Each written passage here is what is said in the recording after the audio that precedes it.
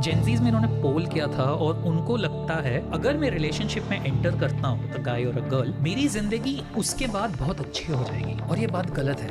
I was in a very beautiful relationship with my girlfriend for 4.5 years, but we broke up last year. Gen Z. Gen Z. Gen Z. Gen Z. So Gen Z. Generation Z. Gen Z. कुछ ऐसा ही hard time चल रहा था 1900 से लेकर 1945 तक India में, जब इंडिया बहुत सारे क्राइसिस को फेस कर रहा था। चाहे वो पार्टीशन ऑफ बंगाल हो इन 1905, चाहे वो वर्ल्ड वॉर 1 हो चाहे 2 हो, 1945 से लेकर 1980 तक इंडिया ने बहुत सारे ऐसे चैलेंजेस का सामना किया एंड इसी बीच हमें इंडिपेंडेंस भी मिली। एंड 1980 से लेकर 1996 तक जो जनरेशन आई, जो हमारे पेरेंट्स की जनरेशन थी, वो मिलेनियल्स थी। एंड ये जनरेशन थी बहुत ज़्यादा ऑप्टिमिस्टिक एंड बहुत ज़्यादा फोकस जनरेशन थी अपने टाइम की। एंड जो 1996 से लेके 2012-11 तक जनरेशन आ रही है, ये सारी जेंजीज की जनरेशन है। सो 1986 में जब इंटरनेट इंडिया में आया, तब वो सिर्फ एजुकेशनल एंड रिसर्च जैसी चीज़ों के लिए यूज़ किया जाता था। बट 15 अगस्त 1995 को इंटरनेट पूरे इंडिया के लिए पब्लिक कर दिया गया। एंड जो अभी की जनरेशन चल रही है जेंजी, इनके टाइम में ही सोशल मीडिया आया एंड इनके टाइम में ही इंटरनेट ने बहुत ज़्यादा तरक्की की। एंड ऑफ कोर्स जेंजीज को डिजिटल साइट्स का भी बहुत बड़ा एक्सपोजर मिला। अभी रिसेंटली एक सर्वे में ये बताया गया कि 43% of the graduates under 25 are still unemployed. And ये और कोई नहीं, हमारे प्यारे जेंजीज हैं। अगर आज के टाइम में बहुत बड़ा एक अमाउंट जेंजीज का अनएम्प्लॉयड है, तो उसके पीछे एक बहुत बड़ा कारण है सोशल मीडिया। इसी टाइम में जहाँ सोशल मीडिया ने बहुत तरक्की की है, उसी टाइम में ही जेंजीज का बहुत ज़्यादा डाउनफॉल आया। यूनिवर्सिटी ऑफ शिकागो में एक ऐसी रिसर्च आई सामने कि जो हमारे जेंजीज हैं, ये बहुत ज़्यादा एडिक्टेड हैं एक ऐप से जिसका नाम स्नैपचैट है, for maintaining the streaks. Snapchat पे जो तुम्हारे दोस्त एडेड हैं या फिर तुम्हारे कुछ ऐसे और लोग हैं जो तुम्हें जानते हैं, जब तुम उनके साथ लगातार 3 दिन तक अपनी फोटोज़ एंड वीडियो शेयर करते हो, तो वो एक स्ट्रीक काउंट होती है। And this app actually gives you the reward कि अगर तुम्हारी 100 स्ट्रीक्स हो गई तो वो एक है ना 100 का इमोजी आ जाएगा। अगर बहुत लंबे टाइम तक तुम्हारी स्ट्रीक चल रही है तो एक है ना माउंटेन का इमोजी आ जाएगा। यूनिवर्सिटी ने रिसर्च में ये बताया कि जो ये स्ट्रीक है वो 24 आवर्स में ख़त्म हो जाती है। तो यूथ में या फिर बच्चों में जो ये स्नैपचैट ऐप बहुत ज़्यादा पॉपुलर था, तो उन पे एक हल्का सा प्रेशर रहता था कि उन्हें अपनी स्ट्रीक मेंटेन करनी है कि वो टूट ना जाए। एंड इसी वजह से स्नैपचैट बहुत ज़्यादा अपनी ऑडियंस को इंगेज करके रखता है इन सब फालतू चीज़ों में, जिससे वो बहुत अच्छा खासा पैसा कमा लेते हैं। एंड एक ऐसे ही आर्टिकल में एक बहुत अजीब चीज़ बताएगी कि एक दोस्त ने अपने दूसरे दोस्त को आधी रात में इतने मिस कॉल्स किए, वो भी सिर्फ इसलिए कि उसकी स्ट्रीक ना टूट जाए। सो तुम देख सकते हो कि ये स्नैपचैट या फिर ये सोशल मीडिया का कितना बड़ा रोल है जेंजीज पे।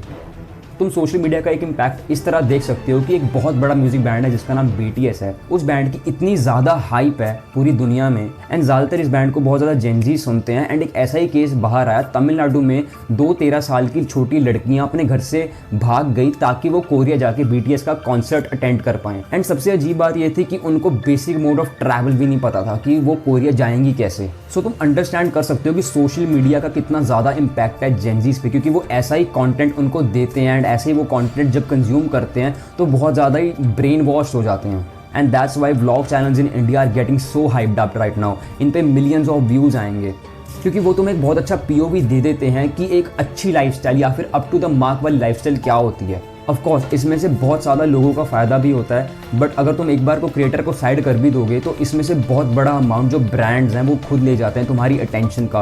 तुम्हें बिल्कुल आइडिया नहीं होगा कि तुम्हारी अटेंशन उनके लिए एक सोने की चिड़िया है। सो ऑफ कोर्स स्नैपचैट जैसे ऐप तुम्हारे टाइम को कंट्रोल कर सकते हैं, तो ब्रांड्स यहाँ भी नहीं रुकेंगे एंड अब वो तुम्हारी फीलिंग्स एंड इमोशन के साथ भी खेलना शुरू कर देंगे बाय इंट्रोड्यूसिंग टिंडल, बम्बल या फिर ऐसे ही और कितने सारे ऐप्स। सिर्फ एक क्लिक में तुम्हारे पास थाउजेंड्स ऑफ ऑप्शंस जनरेट हो जाती हैं अपने पार्टनर को चूज़ करने में।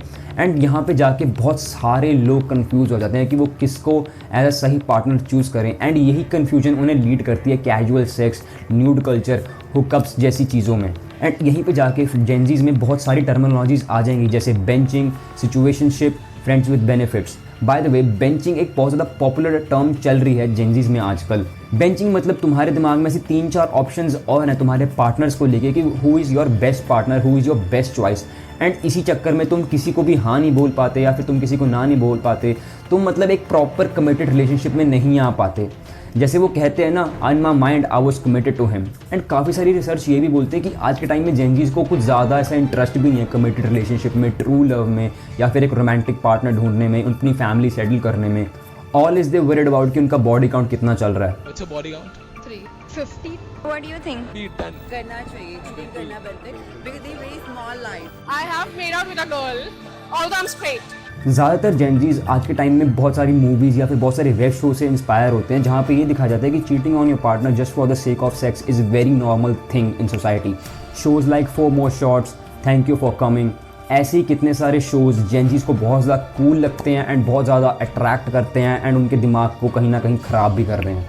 इन सब चीज़ों को देख के एक चीज़ तो बहुत अच्छी समझ आती है कि तुम्हारी बॉडी कितनी ज़्यादा सस्ती है कि उससे आके कोई भी खेल जाता है एंड उसके साथ कोई भी कुछ भी कर जाता है। As much as you share your bed with different kind of person, आपके अंदर उनकी नेगेटिविटी भी आती है। एक लड़की जिसका नाम कैरन मरजोई है, ये लोगों की हेल्प कर रही है to reduce their loneliness, their stress by becoming their AI girlfriends. के लिए वो ज़्यादा कुछ नहीं, हर मिनट का $1 ज़रूर चार्ज कर रही है। Porn is very common thing in Gen Zs and इसकी एडिक्शन बहुत ज़्यादा बढ़ रही है धीरे धीरे। पॉर्न इंडस्ट्री आज के टाइम में 45,000 करोड़ की है एंड इंडिया 3rd रैंक पे आता है इन कंजम्पशन ऑफ पॉर्न। बहुत सारे ऐसे मेंटल डिसऑर्डर जिसकी सारी रूट कॉज पॉर्न है। जब तुम पॉर्न कंज्यूम करते हो तो एक हार्मोन रिलीज होता है जिसका नाम डोपामिन है। It is as equal as कि जब कोई बंदा दारू या फिर कोई ड्रग कंज्यूम करता है तब जो उसका डोपामिन रिलीज होता है वो बिल्कुल सेम होता है कि जब एक बंदे ने पॉर्न कंज्यूम किया एंड जब एक बंदे ने ड्रग कंज्यूम किया, या शायद उससे ज़्यादा ही। एंड जितना ज़्यादा हम ये कंज्यूम करते हैं हमारा ब्रेन उतनी जल्दी ही डिसेंसिटाइज हो जाता है। हमारे ब्रेन में ऐसे कुछ केमिकल्स होते हैं, serotonin, dopamine, oxytocin, and in सभी केमिकल्स का एक बहुत इंपॉर्टेंट रोल होता है कि ये तब रिलीज़ हो एक पर्टिकुलर अमाउंट में जब तुम कोई प्रॉपर एक्टिविटी कर रहे हो या फिर कुछ ऐसी चीज़ कर रहे हो जब इनकी सबसे ज़्यादा ज़रूरत हो। एंड इतनी ज़्यादा पॉर्न कंज्यूम करने के बाद तुम्हारे दिमाग में इन सभी हार्मोन्स का, इन सभी केमिकल्स का इम्बैलेंस होना शुरू हो जाता है, जिसकी वजह से एग्जाइटी, स्ट्रेस बहुत कॉमन चीज़ें हो जाएंगी तुम्हारे लिए। कुछ अमाउंट ऑफ जेनजीज इस हद तक बर्बाद हैं कि वो इन सब चीज़ों को ओवरकम करने के लिए ड्रग्स, अल्कोहल या स्मोकिंग जैसी चीज़ें ट्राई करते हैं या फिर उसमें ज़्यादा इंडल्ज होना शुरू हो जाते हैं। एंड वो ऐसे दिखाते हैं कि ये बहुत ज़्यादा कूल चीज़ है, ये करना तो बहुत आम बात है, स्मोकिंग करना is very masculine, very cool thing to do it. आज के टाइम में जेनजीज का अटेंशन स्पैन इतना ज़्यादा गिर गया है कि वो गोल्ड फिश को भी कम्पीट नहीं कर पा रहे। गोल्ड फिश का अटेंशन स्पैन 9 सेकेंड है एंड आज के एक नॉर्मल इंसान का 8 सेकेंड है। हमारे इतने बुरे हाल चल रहे हैं कि we are not able to compete gold fish. Of course thanks to TikTok जिसने शॉर्ट वीडियोस इंट्रोड्यूस की एंड आज के टाइम में अगर टिकटॉक बैन भी हो गया इंडिया से, रील्स, शॉर्ट्स ने इसके लेगेसी को या फिर इसके कल्चर को अभी भी ज़िंदा रखा हुआ है।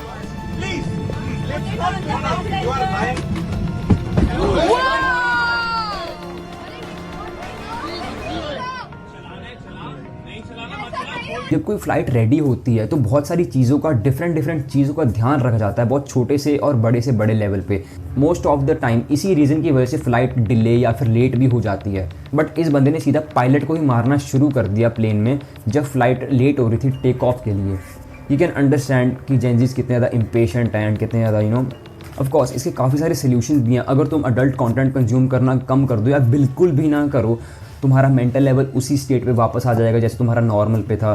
तुम्हारी काफ़ी सारी चीज़ें सॉर्ट हो जाएंगी जैसे OCDs, बाइपोलर डिसऑर्डर्स एंड ऐसी और भी काफ़ी सारी चीज़ें। तुम्हारी काफ़ी सारी मेंटल स्टेट प्रॉब्लम जो तुम्हें खुद ही नहीं पता ये तुम्हें है भी, वो सब अपने आप ठीक होनी शुरू हो जाएंगी। बट हाँ, सबसे ज़्यादा डेंजरस चीज़ अगर तुम कह सकते हो तो वो है सॉफ्ट पॉर्न, क्योंकि इससे बचना थोड़ा मुश्किल है। मैं ये नहीं कह सकता कि तुम बच नहीं सकते, बच सकते हो अगर तुम अपने माइंड पे या अपनी मेंटालिटी पे उतना ज़्यादा ध्यान दो, क्योंकि ये सब चीज़ें सॉफ्ट पॉर्न वगैरह, ये स्नैपचैट, ये इंस्टाग्राम, ये हर जगह अवेलेबल हैं। Where you can actually see Instagram baddie showing the cleavages, उसी की वजह से उन पे इतने सारे व्यूज़, उन पे इतने सारे लाइक्स आते हैं, क्योंकि people are consuming it and people are you fucking up their own mind.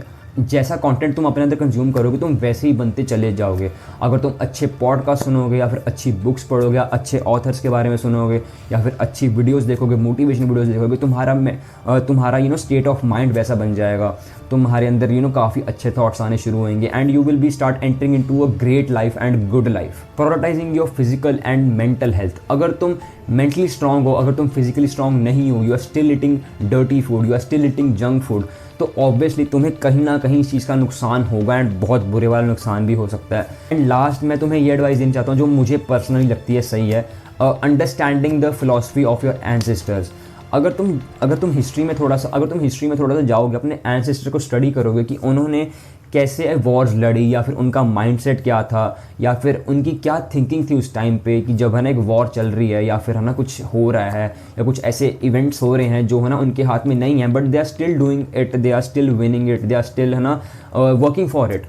तो तुम्हें एक अलग ही POV मिलेगा लाइफ का कि how we can actually improve our lifes. अगर तुम मेंटली बहुत ज़्यादा स्ट्रांग हो तो ऑब्वियसली तुम अनब्रेकेबल हो, तुम्हें कोई भी चीज़ ब्रेक नहीं कर सकती, चाहे वो सोशल मीडिया हो, चाहे वो डर्टी चीप डोपामिन्स हो, चाहे वो तुम्हें पॉर्न से मिलती हो, चाहे तुम्हें वो ड्रग से मिलती हो। ये सब चीज़ें तुम्हें बहुत आम लगने लग जाएगी एंड तुम अपनी लाइफ में बहुत धीरे धीरे ग्रो करना शुरू कर दोगे। एंड वी होप दैट कि जो अगली जनरेशन है अल्फ़ा, ये हमारे से भी ज़्यादा अच्छी हो एंड जो हमने गलतियाँ की ये उन गलतियों को ना दोहराएं, क्योंकि यही हमारा यूथ है, यही हमारा फ्यूचर है हमारे नेशन का एंड वर्ल्ड का। And we really hope their best. So here the video and guys, अगर तुम्हें वीडियो अच्छी लगी तो प्लीज़ लाइक शेयर सब्सक्राइब करके जरूर जाना। मुझे कमेंट्स में बताना कि तुम्हें वीडियो कैसी लगी, what was the good part and what was the worst part in this video. And yeah till then I see in the next one, bye.